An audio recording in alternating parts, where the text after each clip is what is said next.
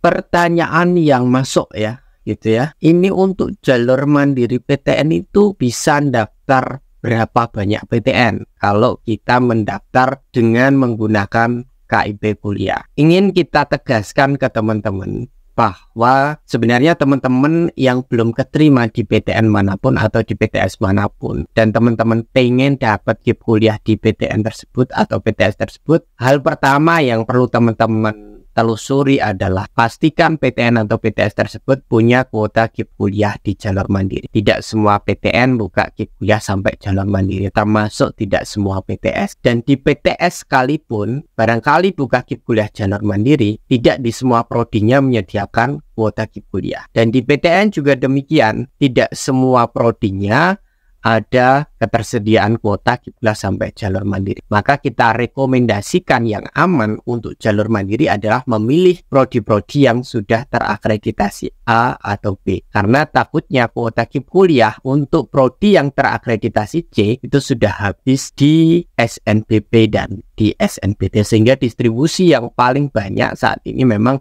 kuota KIP kuliah disasarkan untuk prodi-prodi akreditasi A dan B, karena itu bagian dari kebijakan prioritas Kementerian Pendidikan dan Kebudayaan tahun 2024. Nah, berkaitan dengan berapa banyak PTN yang boleh teman-teman pelamar KIP kuliah ikuti, sebenarnya tidak ada batasan. Bahkan di websitenya KIP kuliah sekalipun untuk seleksi jalur mandiri PTN ketika nanti dibuka jadwalnya, dan seleksi jalur mandiri PTS, yang di bagian seleksi itu kalian nanti bisa masukkan lebih dari satu PTN dan lebih dari satu PTS. Lebih dari satu itu bisa bermakna 2, bisa bermakna 3, bahkan bisa bermakna lebih dari 10 PTN atau PTS. Tentu bergantung kemampuan kalian secara finansial, karena untuk jalur seleksi mandiri PTN tidak semua PTN yang buka KIP kuliah di jalur mandiri itu memberi fasilitas gratis biaya pendaftaran. Bahkan punya kecenderungan hampir mayoritas PTN yang masih menyediakan kuota KIP kuliah di jalur mandiri itu kuota biaya pendaftarannya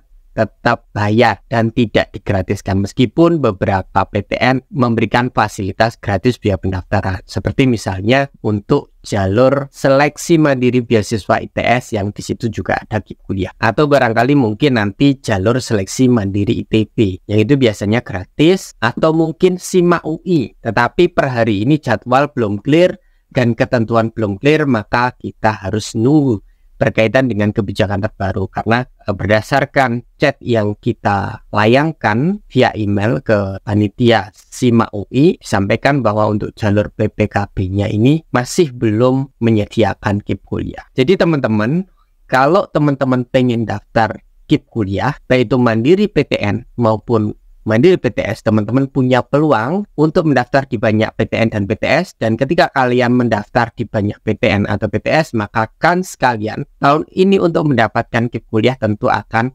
bisa lebih besar. Tentu dengan catatan bahwa kalian harus memahami ketentuan dalam proses seleksinya, dan kalau memang itu adu nilai UTBK, maka kalian harus paham strateginya, skor kalian kira-kira cukup atau tidak. Dan ketika ada tes lanjutan, tes terpisah dari UTBK, maka kalian juga harus siap bahwa tidak boleh kalian meremehkan ujian seleksi mandiri, karena ada kasta-kasta tertentu, bahkan seleksi mandiri SIMA UI atau UM/UGM JBT itu kastanya bisa lebih tinggi dari soal-soal UTBK SNBT 2024. Semoga apa yang saya sampaikan di video ini bisa teman-teman pahami dan bisa menjawab beberapa pertanyaan yang masuk.